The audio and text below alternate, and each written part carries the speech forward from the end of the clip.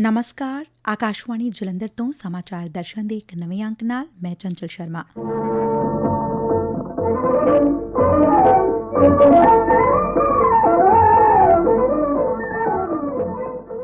ਅੱਜ ਦੀ ਇਸ ਕੜੀ 'ਚ ਅਸੀਂ ਗੱਲ ਕਰਾਂਗੇ ਨਾਰੀ ਸ਼ਕਤੀ ਵੰਦਨ ਐਕਟ ਅਤੇ ਸੂਬੇ ਵਿੱਚ ਹੋਈਆਂ ਵੱਖ-ਵੱਖ ਗਤੀਵਿਧੀਆਂ ਬਾਰੇ।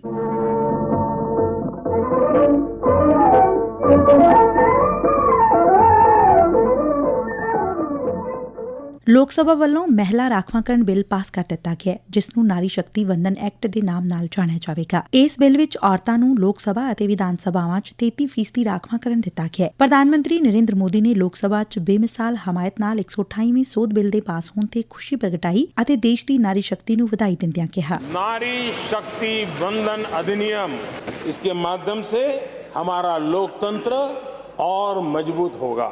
मैं देश की माताओं, बहनों, बेटियों को नारी शक्ति वंदन अधिनियम के लिए बहुत बहुत बधाई दूंगा। ਸਮਾਜ ਦੇ ਵੱਖ-ਵੱਖ ਵਰਗਾਂ ਨੇ ਨਾਰੀ ਸ਼ਕਤੀ ਵੰਦਨ ਐਕਟ ਦਾ ਸਵਾਗਤ ਕੀਤਾ ਹੈ।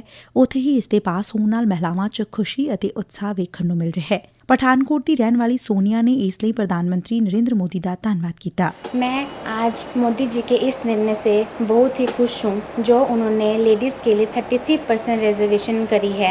इसके लिए मैं उनकी बहुत बहुत आभारी हूँ। इसके कारण महिलाओं की स्थिति बहुत अच्छी हो जाएगी और उनका राजनीतिक स्थल पे एक बहुत बड़ा हाथ होगा। ਗੁਰਦਾਸਪੁਰ ਤੋਂ ਸਾਡੇ ਪੱਤਰਕਾਰ ਬਿਸ਼ੰਬਰ ਬਿੱਟੂ ਨੇ ਜ਼ਿਲ੍ਹੇ ਦੀਆਂ ਔਰਤਾਂ ਨਾਲ ਗੱਲਬਾਤ ਕੀਤੀ। ਕੁਲਵਿੰਦਰ ਕੌਰ ਦਾ ਮੰਨਣਾ ਹੈ ਕਿ ਇਸ ਨਾਲ ਮਹਿਲਾਵਾਂ ਦੇ ਆਤਮ ਸਨਮਾਨ 'ਚ ਵਾਧਾ ਹੋਵੇਗਾ। ਜਿਹੜਾ ਮੋਦੀ ਜੀ ਨੇ ਸਾਰੀਆਂ ਔਰਤਾਂ ਵਾਸਤੇ ਮਹਿਲਾ ਆਰਕਸ਼ਣ ਬਿੱਲ ਪਾਸ ਕੀਤਾ ਹੈ, ਭਾਰੀ ਬਹੁਮਤ ਦੇ ਨਾਲ 454 ਵੋਟਾਂ ਦੇ ਨਾਲ ਜਿਹੜਾ ਹੈ ਇਹ ਬਿੱਲ ਪਾਸ ਹੋਇਆ ਹੈ। ਸਾਰੇ ਦੇਸ਼ ਦੀਆਂ ਔਰਤਾਂ ਜਿਹੜੀਆਂ ਹੈ ਉਹ ਗਰਵ ਨਾਲ ਸਿਰ ਉਠਾ ਕੇ ਜਿਹੜਾ ਹਰ ਖੇਤਰ ਵਿੱਚ ਵੱਧ ਚੜ ਕੇ ਜਿਹੜਾ ਹੈ ਉਹ ਭਾਗ ਲੈ ਸਕਦੀਆਂ ਹਨ ਕਿ ਮੋਦੀ ਜੀ ਨੇ ਇੰਨਾ ਵਧੀਆ ਸਾਡੇ ਵਾਸਤੇ ਉਪਰਾਲਾ ਕੀਤਾ ਹੈ, ਕਿਉਂਕਿ ਇਸ ਤੋਂ ਪਹਿਲਾਂ ਬਹੁਤ ਸਾਰੀਆਂ ਸਰਕਾਰਾਂ ਆਈਆਂ ਤੇ ਗਈਆਂ ਨੇ, ਲੇਕਿਨ ਇਸ ਤਰ੍ਹਾਂ ਔਰਤਾਂ ਵਾਸਤੇ ਕਦੇ ਕਿਸੇ ਨੇ ਇੰਨਾ ਨਹੀਂ ਸੋਚਿਆ ਜਿੰਨਾ ਕਿ ਮੋਦੀ ਸਰਕਾਰ ਨੇ ਅੱਜ ਇੰਨਾ ਵੱਡਾ ਸਾਨੂੰ ਤੋਹਫਾ ਜਿਹੜਾ ਹੈ ਉਹ ਦਿੱਤਾ ਹੈ। ਗੁਰਦਾਸਪੁਰ ਦੀ ਹੀ ਰਹਿਣ ਵਾਲੀ ਬਿੰਦੀਆ ਦਾ ਕਹਿਣਾ ਹੈ, ਭਾਰਤ ਦੇ ਪ੍ਰਧਾਨ ਮੰਤਰੀ ਸ਼੍ਰੀਮਾਨ ਨਰਿੰਦਰ ਮੋਦੀ ਜੀ ਦਾ ਤਹਿ ਦਿਲ ਤੋਂ ਧੰਨਵਾਦ ਕਰਦੀ ਹਾਂ, ਜਿਨ੍ਹਾਂ ਨੇ ਕਿ ਮਹਿਲਾਵਾਂ ਦੇ ਲਈ ਆਰਕਸ਼ਣ 33% ਆਰਕਸ਼ਣ ਬਿੱਲ ਪਾਸ ਕੀਤਾ ਹੈ ਔਰ ਖਾਸ ਕਰਕੇ ਇਹ ਭਾਰਤ ਦੀ ਮਹਿਲਾਵਾਂ ਦੇ ਲਈ ਬਹੁਤ ਵੱਡਾ ਤੋਹਫਾ ਹੈ। ਆਓ ਦੋਸਤੋ ਹੁਣ ਚੱਲਦੇ ਹਾਂ ਮੋਹਾਲੀ ਜ਼ਿਲ੍ਹੇ ਵੱਲ, ਜਿੱਥੇ ਵੱਖ-ਵੱਖ ਮਹਿਲਾਵਾਂ ਨੇ ਸਾਡੇ ਪੱਤਰਕਾਰ ਨਾਲ ਇਸ ਬੇਮਿਸਾਲ ਪਹਿਲਕਦਮੀ ਬਾਰੇ ਆਪਣੇ ਵਿਚਾਰ ਸਾਂਝੇ ਕੀਤੇ। ਮਹਿਲਾ ਆਰਕਸ਼ਣ ਬਿੱਲ ਪਾਸ ਕੀਤਾ ਜਾਣ ਕੇ ਬੜੀ ਖੁਸ਼ੀ ਹੋਈ ਹੈ ਸਾਨੂੰ। ਅਸੀਂ ਔਰਤਾਂ ਵੀ ਅੱਗੇ ਵੱਧ ਸਕਦੀਆਂ, ਅਸੀਂ ਪੋਲਿਟਿਕਸ 'ਚ ਜਾ ਸਕਦੀਆਂ। ਮੋਦੀ ਜੀ ਨੇ ਸਾਡੇ ਔਰਤਾਂ ਵਾਸਤੇ ਇੰਨਾ ਸੋਚਿਆ, ਸਾਨੂੰ ਬੜਾ ਚੰਗਾ ਲੱਗਿਆ ਜਾਣ ਕੇ। ਤੇ 70 ਸਾਲਾਂ ਵਿੱਚ ਕਿਸੇ ਮੰਤਰੀ ਨੇ ਇਹ ਚੀਜ਼ ਨਹੀਂ ਕੀਤੀ ਜਿਹੜੀ ਮੋਦੀ ਜੀ ਨੇ ਕੀਤੀ ਹੈ। ਜਾਣ ਕੇ ਬੜੀ ਖੁਸ਼ੀ ਹੋਈ ਕਿ ਔਰਤਾਂ ਦੀ ਭਲਾਈ ਲਈ ਉਹਨਾਂ ਨੇ ਇਹ बिल पास किया। हेलो नमस्ते जी, मेरा नाम गगनदीप कौर है। आज मुझे बहुत ज़्यादा खुशी हुई है जब मैं न्यूज़ चैनल देखा, वहाँ पे पता चला कि 33% जो है वीमेन के लिए लोकसभा और विधानसभा में जो रिजर्व रखा गया है seats, and it is very appreciable because thank you to PM Narendra Modi ji कि उन्होंने हमें जो ये मौका दिया है। 75 ईयर्स हमें आज़ाद हुए हो चुका है, लेकिन हमें आज ये मौका मिला है कि अगर कोई भी लेडी इस पॉलिटिक्स में जाना चाहती है तो वो अब जा सकती है, क्योंकि 33% जो है वो रिजर्वेशन है लेडीज़ के लिए। And it is I am so happy, so happy for this कि मेरे जैसी जितनी भी लेडीज़ हैं जो ये चाहती हैं वो इस लाइन में जा सकती हैं। ਲੁਧਿਆਣਾ ਤੋਂ ਐਡਵੋਕੇਟ ਵਰਗ ਦੀਆਂ ਮਹਿਲਾਵਾਂ ਦਾ ਮੰਨਣਾ ਹੈ ਕਿ ਇਸ ਨਾਲ ਔਰਤਾਂ ਦੀ ਆਵਾਜ਼ ਬੁਲੰਦ ਹੋਵੇਗੀ। ਮਹਿਲਾ ਆਰਕਸ਼ਣ ਬਿੱਲ ਜਿਹੜਾ ਪਾਸ ਹੋਇਆ ਹੈ, ਅਸੀਂ ਸਾਰੇ ਦਿਲੋਂ ਬਹੁਤ ਹੀ ਸਵਾਗਤ ਕਰਦੇ ਹਾਂ। BJP ਸਰਕਾਰ ਨੇ ਬਹੁਤ ਹੀ ਸ਼ਲਾਘਾਯੋਗ ਇਹ ਕੰਮ ਕੀਤਾ ਹੈ। ਔਰਤਾਂ ਜੋ ਕਿ 15% ਪਹਿਲਾਂ ਸੰਸਦ ਵਿੱਚ ਸੀ, ਹੁਣ ਉਹ 33% ਤੱਕ ਜਾਣਗੀਆਂ ਔਰ ਸਾਡੇ ਜਿਹੜੇ ਮੁੱਦੇ ਸੀ ਜਿਹੜੇ ਕਿ ਪਹਿਲਾਂ ਦੱਬ ਕੇ ਰਹਿ ਜਾਂਦੇ ਸਨ, ਉਹ ਸਾਰੇ ਮੁੱਦੇ ਹੁਣ ਬਹੁਤ ਅੱਛੇ ਤਰੀਕੇ ਨਾਲ ਅਸੀਂ ਉਠਾ ਸਕਦੇ ਹਾਂ, ਕਿਉਂਕਿ ਇਸ ਆਰਕਸ਼ਣ ਦਾ ਸਾਨੂੰ ਬਹੁਤ ਹੀ ਸਪੋਰਟ ਮਿਲੇਗਾ। ਕਈ ਦੇਸ਼ਾਂ ਦੇ ਵਿੱਚ ਜਿਸ ਤਰ੍ਹਾਂ ਕਿ ਵਿਮਨ ਹੀ ਹੈਡ ਹੈ, ਅਸੀਂ ਹੁਣ ਦਿਲੋਂ ਇਹ ਚਾਹੁੰਦੇ ਹਾਂ ਕਿ ਔਰਤਾਂ ਵੀ ਅੱਗੇ ਵਧਣ ਅਤੇ ਆਪਣੇ ਦੇਸ਼ ਦੇ ਵਿੱਚ ਉਹ ਵੀ ਹੈਡ ਬਣਨ ਵਾਸਤੇ ਆਪਣੀ ਉਚਿਤ ਕੋਸ਼ਿਸ਼ ਕਰਨ। ਨਾਰੀ ਸ਼ਕਤੀ ਵੰਦਨਾ ਬਿੱਲ ਜਿਹੜਾ ਗਵਰਨਮੈਂਟ ਲੈ ਕੇ ਆਈ ਹੈ, ਐਜ਼ ਵੀ ਆਲ ਨੋ BJP ਨੇ ਅੱਜ ਤੱਕ ਜਿੰਨੇ ਵੀ ਕੰਮ ਕੀਤੇ ਹੈ ਰੀਅਲੀ ਐਪਰੀਸ਼ੀਏਬਲ ਹੈ। It's a joint effort of the country, ਜਿੱਦਾਂ ਕਿ ਆਪਾਂ ਨੂੰ ਪਤਾ ਹੀ ਹੈ ਕਿ ਇਹ ਬਹੁਮਤ ਨਾਲ ਇਹ ਬਿੱਲ ਪਾਸ ਹੋਇਆ ਹੋਇਆ ਹੈ, but at the same time the initiative has been taken by the BJP government and this is very appreciable step by the government. The benefit to women is to great extent. We all know women has struggled a lot in her lifetime. ਜਿਹੜੇ ਆਉਣ ਵਾਲੀਆਂ generations ਨੂੰ ਇਹਦਾ benefit ਹੋਏਗਾ, ਉਹਦੀ ਜਿਹੜੀ woman empowerment policy making ਜਿਹੜੀ woman ਦੀ contribution ਹੋਏਗੀ, the woman who is thought to be the creator of the ਜਿਹਦਾ ਹੋਮ ਹੈ, ਉਹਦਾ ਇੱਕ ਕੰਟਰੀ ਦੀ ਜਦੋਂ ਕ੍ਰੀਏਟਰ ਬਣੇਗੀ ਤਾਂ ਉਹਦਾ ਕੀ ਇਹਦੇ ਬੈਨੀਫਿਟਸ ਕੰਟਰੀ ਨੂੰ ਹੋਣਗੇ, ਕੰਟਰੀ ਲੌਂਗ ਰਨ 'ਚ ਖੁਦ ਦੇਖੇਗਾ। ਜਿੱਦਾਂ ਕਿ Droupadi Murmu as a president ma'am ਹੈ, ਕਿੰਨਾ ਹੀ ਐਪਰੀਸ਼ੀਏਬਲ ਸਟੈਪਸ ਉਹਨਾਂ ਨੇ ਲਿੱਤੇ ਹੈ ਔਰ ਕਿਸ ਤਰ੍ਹਾਂ OBC ਕਲਾਸਿਸ ਤੋਂ ਉਹਨਾਂ ਨੇ ਰਾਈਜ਼ ਕੀਤਾ। ਇੱਦਾਂ ਹੀ ਇਹ ਵੂਮਨ ਇੰਪਾਵਰਮੈਂਟ ਬਿੱਲ ਜਿਹੜਾ ਹੈ ਇੱਕ great strength to the country होगा। जो ये बिल पास हुआ है और मैं बहुत खुश हूँ और सभी महिलाओं को, देशवासियों को मैं बहुत बहुत कॉन्ग्रेचुलेट करना चाहूँगी। और इस बिल के पास होने से जो महिलाओं का आवाज़ है संसद में, मुझे लगता है ये